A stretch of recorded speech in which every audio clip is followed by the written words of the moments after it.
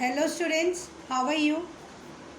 Today I am giving my next video for class 8 which is of language structure, and in this video I will explain the remaining chapter of English grammar which is relative pronoun. Relative pronoun बच्चों वो pronouns होते हैं जिसमें हम एक sentence को दूसरे sentence से जोड़ते हैं इंटरोगेटिव वर्ड्स का यूज़ करके. जैसे आप देख सकते हो, this is a man he walked on one leg. इसे जब हमने जोड़ा, this is the man who walked on one leg. Who जो है इंटरोगेटिव यानी कि क्वेश्चन वर्ड है, लेकिन यहाँ पे वो है सेंटेंस ज्वाइन करने का काम कर रहा है, रिलेशन बता रहा है नाउन का और दूसरे सेंटेंस का, तो इसलिए वो रिलेटिव प्रोनाउन कहलाएगा. यूजेस ऑफ रिलेटिव प्रोनाउन, जैसे हु हम जनरली यूज़ करते हैं व्यक्तियों के लिए. हु यूज़ करते हैं हम लोग व्यक्तियों के लिए. हुज यूज़ करते हैं for speaking of the person but sometimes of things. मतलब पर्सन और थिंग्स दोनों के लिए ये यूज़ किया जाता है. पर्सन और थिंग्स दोनों के लिए हम लोग ये यूज़ कर सकते हैं. Whose is sometimes use in the place of which reference to a non living thing. whom is it is used mainly for person. whom किसके लिए यूज़ होता है? पर्सन के लिए यूज़ होता है, जो कि सिंगुलर और प्लूरल में को रेफ़र करता है. विच यूज़ होता है थिंग्स के लिए विदाउट लाइफ, यानी कि नॉन लिविंग थिंग्स के लिए जिसमें लाइफ नहीं होती है. इट मे रेफर सिंगुलर और a plural noun. It has some same form और नॉमिनेटिव और objective cases. That is use for the person and things. Persons के लिए भी यूज़ होता है और थिंग्स के लिए भी यूज़ होता है. इंटरोगेटिव प्रोनाउन, जैसे कि आप देख सकते हो, इंटरोगेटिव मीन्स क्वेश्चन आस्किंग. जब हम किसी से कोई क्वेश्चन पूछते हैं, जब हम उस वर्ड का यूज़ करते हैं तो वो होते हैं इंटरोगेटिव वर्ड्स. जैसे हु, व्हाट, विच, ये सारे हमारे इंटरोगेटिव प्रोनाउंस होते हैं. इंटरोगेटिव एडजेक्टिव भी होते हैं, यही वर्ड्स होते हैं. फ़र्क क्या होता है? अगर आपके इंटरोगेटिव वर्ड्स के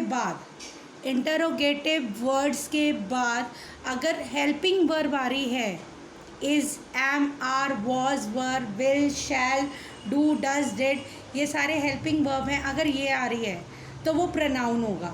अगर नाउन आ रहा है इंटरोगेटिव वर्ड्स के बाद, अगर नाउन आ रहा है तो वो इंटरोगेटिव एडजेक्टिव कहलाएगा. This is a big difference between interrogative pronoun and interrogative adjectives. Demonstrative pronoun, जैसे कि आप देख सकते हो, डेमॉन्स्ट्रेटिव प्रोनाउन भी है, डेमॉन्स्ट्रेटिव एडजेक्टिव भी होते हैं. डेमॉन्स्ट्रेटिव प्रोनाउन होते हैं this, that, these, those. This, that, these, those. This पास वाली वस्तुओं के लिए जो कि सिंगुलर फॉर्म में होती है. दीज पास वाली वस्तुओं के लिए लेकिन जो प्लूरल फॉर्म में होती हैं. दैट दूर की वस्तु के लिए जो कि सिंगुलर फॉर्म में होती है.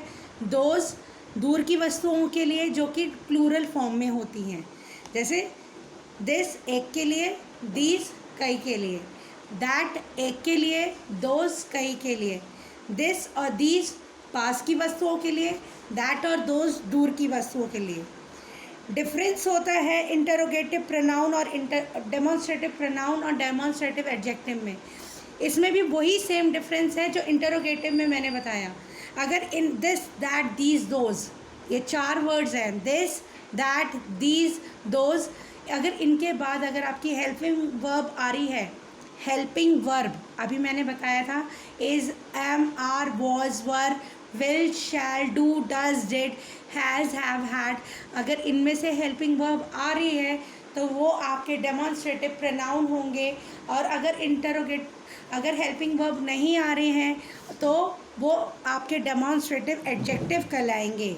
इंडेफिनिट प्रोनाउन, जो कि हमारे पास, जब हमारे पास जिसके बारे में हम बात करें उसका कोई नंबर या अमाउंट या कुछ भी ऐसी चीज़ें हमारे दिमाग में नहीं होती है, तो उसे हम कहते हैं इंडेफिनिट प्रोनाउंस. रिफ्लेक्सिव प्रोनाउन और एम्फैथेटिक प्रोनाउन. रिफ्लेक्सिव प्रोनाउन जब सब्जेक्ट के ऊपर असर आता है, आई रिपीट, सब्जेक्ट के ऊपर असर आता है तो वो रिफ्लेक्सिव प्रोनाउन कहलाते हैं. एम्फैथेटिक प्रोनाउन जो होते हैं ये असर डालते हैं वर्ब पे, ये असर डालते हैं verb. Reflexive pronoun, the word own is often added in the place of self.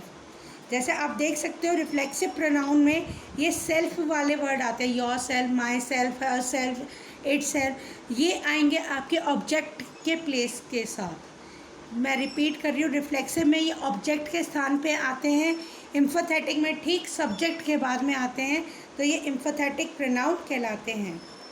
Now we have to pick out the pronoun in the following sentence and say for what noun they stand. मतलब हमें pronoun pick out करने हैं और किस noun के लिए हैं वो भी हमें बताना है। जैसे यू जो है हमारे लिए जॉन के लिए स्टैंड हो रहा है। अगेन यू एंड मी ये सारे प्रोनाउन हैं। वाई, यू, मी ये सारे जो है आपके लिए प्रोनाउन है। और यहाँ पे यू जो है जॉन के लिए हो रहा है। बलू ये आपका नाउन है। पेन नाइफ ये भी नाउन है। ही जो है बलू के लिए यूज़ हुआ है। इट जो है पेन नाइफ के लिए यूज़ हुआ है। आप लोग देख सकते हैं मैंने सारे जितने भी सर्कल हैं वो आपके नाउन है। सर्कल है नाउन, जितने भी सर्कल हैं वो नाउन है और अंडरलाइन वाले प्रोनाउन हैं। आई think you can see the answer itself.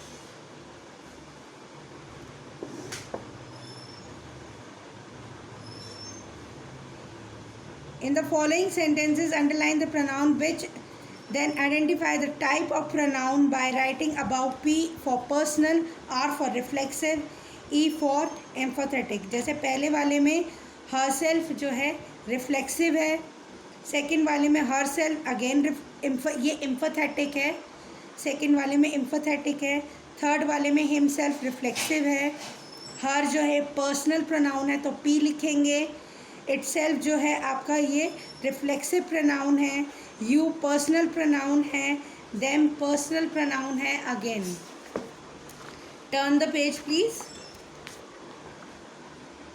Eighth itself emphatic pronoun है। आई जो है आपका पर्सनल प्रोनाउन है। I think you all got it. Third, underline each pronoun then identify by writing demonstrative, interrogative और indefinite और relative. हमने ये बताना है कि ये रिलेटिव है, इंटरोगेटिव है, कौन से टाइप का प्रोनाउन है। जैसे फर्स्ट में है दिस, ये आपका डेमोन्स्ट्रेटिव है। हु इंटरोगेटिव है। अगेन थर्ड में हु इंटरोगेटिव है। यहाँ पे दैट रिलेटिव है। एवरीवन इंडेफिनिट है। हु इंटरोगेटिव है। यहाँ पे हु अगेन सेवन्थ वाले में रिलेटिव है। दीज डेमोन्स्ट्रेटिव है और दैट रिलेटिव है। इसी सेंटेंस में दैट भी दे रखा है, वो रिलेटिव है। नाइन्थ वाले में नो वन इंडेफिनिट है। टेंथ वाले में दैट रिलेटिव है। 11th में वॉट इंटरोगेटिव है और 12th में दीज डेमोन्स्ट्रेटिव है। चलो So kids, rest of the answer you can see in the video itself and you can do it also yourself by taking the help of your elders. And till then, stay safe, stay home and wait for my next video in which I will explain you the chapter number 4 adjective. I hope you will read the chapter before my explanation and do the necessary work in the book itself or in the notebook itself. Till then, stay home, stay safe, bye.